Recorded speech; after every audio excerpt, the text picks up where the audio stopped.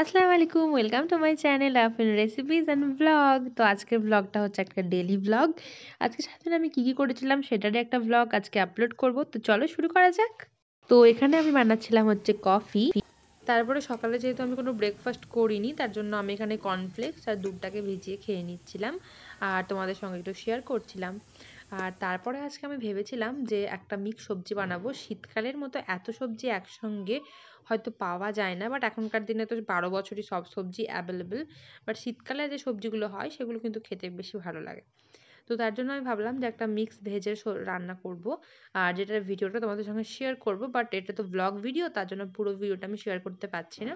তো এখানে আমি সব সবজিগুলো ভেজে নিচ্ছি, মানে যত ধরনের সবজি আছে মোটামুটি একটা রান্নায় দেওয়া যায় সেই সবই আমি নিয়েছিলাম। শিম, মূলো, বেগুন, তারপরে ডাঁটা নিয়ে এসেছিল বাবা, ওই ডাঁটাটা, তারপরে ফুলকপি, বাঁধাকপিগুলো ছোট ছোট করে কেটে নিয়েছিলাম। তোমাদেরকে সেটাও দেখাবো কি কীরকমভাবে কেটেছি।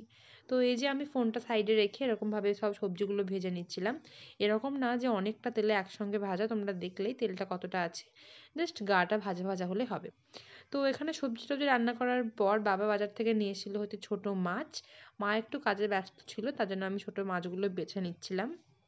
আর এই যে এখানে ফোনটা রেখে ভিডিও করার একমাত্র কারণ চুনু পিকুকে দেখানোর জন্য। মাছ বাছলে ওরা এরকমই করে, অলওয়েজ গোল গোল গোল গোল ঘুরবে, মানে মুখ দিতে আসবে না, বাট এই সাইডে ওই সাইডে ঘুরবে। ওরা পিছনে বসেছিল, তার জন্য আমি ফোনটাকে আর একটা সাইডে নিয়ে দেখাচ্ছি। আর এই মাছটা আসলে অর্ধেক ওদের জন্য যাবে, অর্ধেক আমাদের জন্য যাবে, তাই ওই রকমভাবে মানে এত করুণ দৃষ্টিতে তাকাবে। তাই ওকে আমি বলছিলাম, এই দেখ এই দেখ, এই মাছটা তোদের জন্য।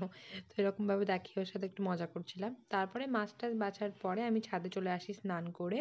ছাদটা আজকে ওয়েদারটা ছিল এতটাই সুন্দর, মানে যেরকম ছিল রোদ আর সেরকম ছিল হাওয়া। তো ছাদে দাঁড়িয়ে দাঁড়িয়ে একটু ভিডিও করছিলাম। এই যে আমাদের সামনের রাস্তা এটা, ওই যে আমার ছোটো কালু আসছে ওই দিক দিয়ে হেঁটে হেঁটে।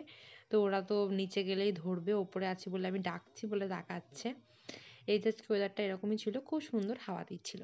তারপরে দুপুরে খাওয়া দাওয়া করার পরে আমি চলে গেছিলাম পড়াতে। পড়ানো ছিল হচ্ছে ওই 3:30টের দিকে, 3:45টের দিকে। আমি রোজ সাইকেল নিয়ে আসি, বাট সেদিন আমার শরীরটা একটু খারাপ ছিল, তার জন্য আমি হেঁটে হেঁটে হেঁটে হেঁটে না, বাড়ি থেকে অনেকটাই দূর টোটোতে করে আসছিলাম। বাট গলিতে তো টোটো ঢুকতে চায় না, তার জন্য গলিটুকু হেঁটে হেঁটে আসতে হয়। আর দেখছো মানুষ কত সচেতন, ডাস্টবিন থাকা সত্ত্বেও কত সুন্দর বাইরে এগুলো ফেলে দিয়েছে। তো এরকমভাবেই বলা হয় যে ডাস্টবিন দিয়েও কোনো লাভ নেই, বা ডাস্টবিন থাকা সত্ত্বেও এখানে ওখানে সব পড়ে আছে। তো তারপরে ভেতরে ঢুকে আমি এখানে আমার স্টুডেন্টকে পড়াচ্ছিলাম, তোমরা ওকে আমার ভিডিওতে দেখতেই পাও। ও যখন পড়ে তারপরে তখন আমি টুকটুক করে ওর একটু ভিডিও করে নিই। ও যদিও জানে পারো না যে লিখতে। আমি ওর ভিডিও আপলোড করি নিয়ে বা নাও কিছু, খাতাটা। বাট আমি ভাবলাম ওকে বলবো যে বইটা আমি বন্ধ তোমার করে দাও। ভিডিও ইউটিউবে আপলোড করি। এখনো পড়া হয়নি, হ্যাঁ বলে দেবো, অবশ্যই বলে দেবো। আস্তে। তো তারপরে পড়াটড়া করানোর পর আমি বেরিয়ে চলে এসেছিলাম, তখন বাজে হচ্ছে প্রায় 5টা 24। তো ওই গলিটায় আবার হেঁটে হেঁটে আমি যাচ্ছিলাম, কারণ সামনে গিয়ে টোটো ধরতে হবে। আর এই সাইডে ছিল হচ্ছে অনেক বড় পুকুর যেখানে জাল ফেলা আছে। তো হাঁটতে হাঁটতে আমি নিজেরও একটু ভিডিও করে নিলাম। কেমন লাগছে আমাকে বলো তো? ভালোই লাগছে। তো তারপরে হেঁটে হেঁটে যাওয়ার সময় দেখলাম, মনে পড়লো যে আমাদের তো বিস্কুটটা শেষ হয়ে গেছে ওদেরকে খাওয়ানোর জন্য। তো সামনে একটা মুদিখানার দোকান আছে গলির পাশেই, তো সেখান থেকে আমি একটা মেরি বিস্কিট নিয়ে নিলাম ওদের জন্য। তারপরে বিস্কিটটা নিয়ে টাকাটা ফেরত নিয়ে আমি হাঁটতে হাঁটতে চলে গেলাম টোটো ধরার জন্য। এটা যেহেতু আমার বাড়ি থেকে অনেকটাই দূর, প্রায় হেঁটে যদি আসে তাহলে আধ ঘন্টা লেগে যাবে, টোটোতে প্রায় 10 মিনিট লাগে। তো তার জন্য আমি টোটো ধরে বাড়ির পথে রওনা দিলাম। আর এই যে এটা আমাদের বাজার, তোমরা আগে আমার ভিডিওতে দেখেছো বাজারটা। ঈদের সময় আরও ব্লগ করব, তখন আমি দেখাবো বাজারটা ঘুরিয়ে। তারপরে এই যে বললাম না, ওরা ওয়েটই করে আমার জন্য। এই যে গলিতে ঢুকে ওরা এখানে দাঁড়িয়ে আছে বিস্কুট খাওয়ার জন্য, তাই আমি ওদেরকে বিস্কিটটা দিচ্ছিলাম খুলে খুলে। আর আজকে বাড়ি আসার সময় নিয়ে এসেছিলাম হচ্ছে দই ফুচকা। দই ফুচকাটা খাওয়ার খুব ইচ্ছা করছিল, সেটার আর ভিডিও নেওয়া হয়ে ওঠেনি, তাই ভাবলাম বাড়িতে গিয়েই আনবক্সিংয়ের একটা ভিডিও দেবো। তো এই যে আমি দই ফুচকা নিয়ে চলে এসেছি। এটা আসলে দই ফুচকা না, এটা হচ্ছে স্পেশাল ফুচকা। বাড়িতে এসে আমি এটার দই ফুচকাই বানিয়েছিলাম। তো তার জন্য দই ফুচকা দেখাচ্ছে না, এটা স্পেশাল ফুচকাই দেখাচ্ছে। তারপরে এই যে সন্ধেবেলা এরা চলে এসেছে। খাও খাও খাও। আসলে ওরা প্রত্যেক দিনই আসে, খেলা করছে, কি সুন্দর খেলা করছে।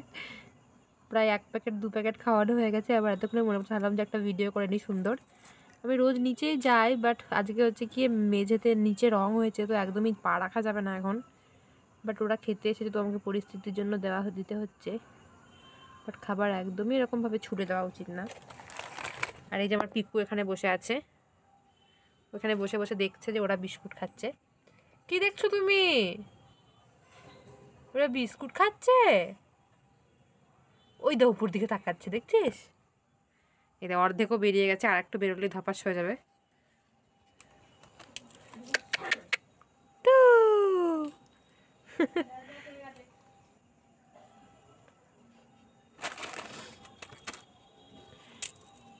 তো এই যে এরা রোজই এরকম করে আসে, কোনোদিন বিস্কিট, কোনোদিন রুটি, যদি মা তাড়াতাড়ি করে নেয় তাহলে রুটি।